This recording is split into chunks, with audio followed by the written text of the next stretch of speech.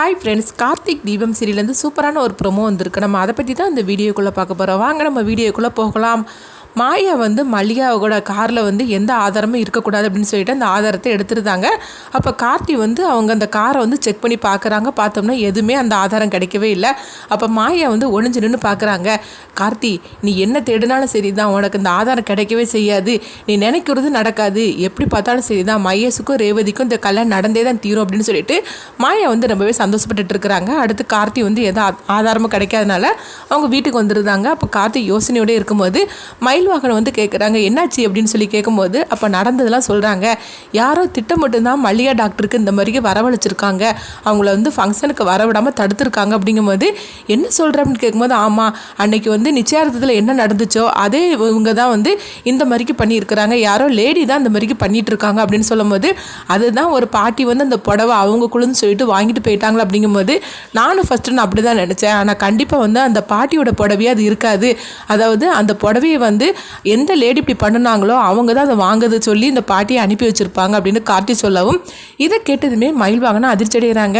என்ன டிரைவர், நீ சொல்கிறதெல்லாம் பார்த்தாக்கி பெரிய விஷயமா இருக்கும் போலுக்கு. அப்படிங்கும்போது எதுக்காக இதெல்லாம் பண்ணிட்டு இருக்காங்க அப்படின்னு சொல்லி கேட்கும்போது, அதுதான் எனக்கும் தெரியல, அவங்க இந்த கல்யாணத்தை நடத்துறதுக்காக தான் ஏதோ பண்ணிட்டு இருக்கிறாங்க, ஆனால் எதுக்காக இந்த மாதிரிலாம் பண்ணியிருக்காங்களான்னு தெரியல, ஆனால் டாக்டரை எதுக்காக உள்ளே இழுத்துருக்காங்கன்னு தெரியல. ஒருவேளை அவங்களுக்கு மல்லிகா டாக்டருக்கு இவங்களை பற்றி ஏதோ விஷயம் தெரிஞ்சிருக்கணும், அதனால தான் இந்த கல்யாணத்துக்கும் இந்த ஃபங்க்ஷனுக்கு வர விடாமல் அவங்க தடுத்து நிறுத்தியிருக்கிறாங்க அப்படிங்கவும், அப்போ ரேவதிக்கு கல்யாணத்துக்கும் மல்லிகா வரமாட்டாங்களா அப்படின்னு சொல்லி கேட்கும்போது, கண்டிப்பாக வரமாட்டாங்க. அது மட்டும் இல்லாமல் இப்போ அவங்களுக்கு கண்ணில் வேற அடிபட்டுருக்கனால அவங்க கண்ணிலையும் கெட்டு போட்டு வச்சுருக்குறாங்க, அதனால அவங்க வந்தாலும் கூட அவங்கள பார்க்கவும் விட முடியாது அப்படிங்கிறாங்க.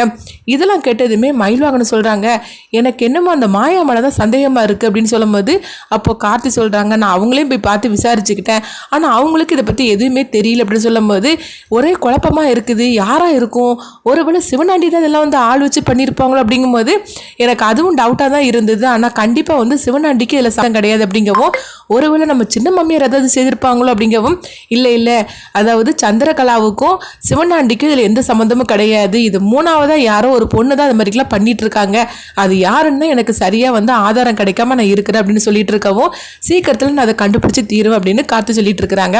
அடுத்து பார்த்தோம்னா அவங்க சந்திரகலா யாருக்கோ ஃபோன் பண்ணுறாங்க. அப்போ கார்த்தி கேட்டுட்டு இருக்கிறாங்க, இவங்க யாருக்கு ஃபோன் பண்ணுதாங்கன்னு தெரியல, சரி இவங்க தான் பண்ணுறாங்கன்னு சொல்லி பார்க்கலாம் அப்படின்னு சொல்லிட்டு அவங்க சந்திரகலா சாமுண்டீஸ்வரிகிட்ட போய் சொல்லிட்டு அங்கேருந்து கிளம்பவும், அப்போ கார்த்தியும் ஃபாலோ பண்ணி வராங்க, இவங்க யாரை சந்திக்கிறாங்கன்னு பார்க்கலான்னு சொல்லிட்டு ஃபாலோ பண்ணி வரும்போது அவங்க பார்த்தோம்னா சந்திரகலா சிவனாண்டியை தான் சந்திக்கிறாங்க. சிவனாண்டி கிட்ட சந்திரகலா பேசிட்டு இருக்கிறாங்க. இதை ஒளிஞ்சு நின்று கார்த்தி பார்த்துக்கிட்டு இருக்கிறாங்க. ஓஹோ, சிவனாண்டியை பார்க்கறதுக்காக தான் நீ வந்திருக்கிறியா அப்படின்னு சொல்லிட்டு கார்த்தி நினைக்கிறாங்க. அப்போ பார்க்கும்போது சந்திரகலா சிவனாண்டிட்ட சொல்கிறாங்க, இந்த டிரைவரை நினைச்சாலே எனக்கு ரொம்பவே பதட்டமாக இருந்துட்டு இருக்குது, நம்மளை எங்கே கண்டுபிடிச்சிருவானு சொல்லிட்டு பயமாகவே இருக்குது, ஆனால் அந்த கலச விஷயத்தில் அவனுக்கு நான் தான் பண்ணுன்னு சொல்லிட்டு சந்தேகம் வந்துச்சு, ஆனாலும் எதுவுமே சொல்லாமல் தான் இருக்கிறான் அப்படின்னு கேட்கும்போது, அப்போ அவன் யார் என்னன்னு நம்மளுக்கு ஒன்றுமே தெரிய மாட்டுக்கு அப்படின்னு சிவனாண்டி சொல்லவும், ஆமாம் எனக்கு அதே சந்தேகம் தான் வருது, அன்னைக்கு நிச்சயார்த்தத்துக்கு கூட அவன் மேலே சந்தேகம் வரும்போது அவன் யார் என்னன்னு சொல்லி கேட்கும்போது கூட அவனை பற்றி ஒன்றுமே சொல்லலை, இவனுக்கு பின்னாடி ஏதோ ஒரு பிரச்சனை மறைஞ்சிருக்குது, அவன் எதுக்காக திட்டம் போட்டு தான் இங்கே எங்கள் வீட்டுக்கு வந்திருக்கிறான், அது என்னன்னு தான் தெரியல, ஆனால் அவனை வீட்டை விட்டு அனுப்புறதுக்காக என்னெல்லாமோ நானும் செய்துட்டேன், ஆனால் அவன் போகிற மாதிரிக்கும் தெரியல, எங்கள் அக்கா அவனை விடுற மாதிரிக்கும் தெரியல, அவன் என்னன்னா கல்யாணத்துக்குள்ளே எப்படியும் அவன் தப்பு பண்ணலன்னு சொல்லிட்டு அவன் நிரூபித்து காட்டட்டும், அப்படி இல்லைன்னா அனுப்பிவிடலாம் அப்படின்னு சொல்லிக்கிட்டு அவளும் சொல்லிட்டா, இதேமாரி என்னால் எதுவுமே செய்ய முடியல அப்படிங்கிறாங்க.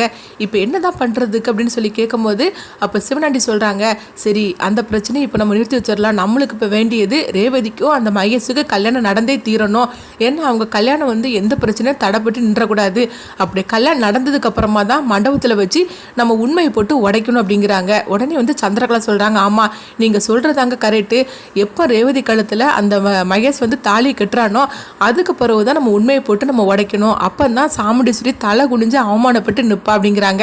இது இங்கே பார்த்தோம்னா கார்த்தி கொஞ்ச நேரமாக பார்த்துட்டு இருக்கிறாங்க. அதுக்கப்புறமா இவங்க ரெண்டு பேரும் பேசுகிறத அவங்க வீடியோ எடுத்துருந்தாங்க.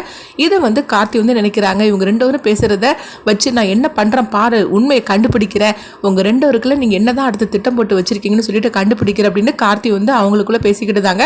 அப்போ சிவனாண்டி சொல்கிறாங்க, சரி நம்ம இப்போமே ரொம்ப நேரம் பேசிட்டோம், அங்கே என்னென்ன நடக்குது எனக்கு உடனே எனக்கு தகவல் மட்டும் தெரிவிச்சுட்டே இரு. அது மட்டும் இல்லாமல் அந்த மகேஷையும் மாயாவையும் நம்ம ரொம்ப நம்பக்கூடாது, நம்ம கண்ட்ரோலில் தான் நம்ம வச்சுக்கிடணும். அவங்கள பற்றின வீடியோ வந்து நம்மக்கிட்ட இருக்கிற வரைக்கும் தான் அவங்க நம்ம கண்ட்ரோலில் இருப்பாங்க. அந்த வீடியோ மட்டும் வாங்கிட்டாங்கன்னா அவ்வளோதான், அதுவும் அந்த மாயா லேஸ்பட்டவ கிடையாது அப்படின்னு சொல்லிட்டு இருக்கிறாங்க. அடுத்து கார்த்தி வந்து இந்த வீடியோ வச்சு என்ன பண்ண போகிறாங்கன்னு சொல்லி நம்மளும்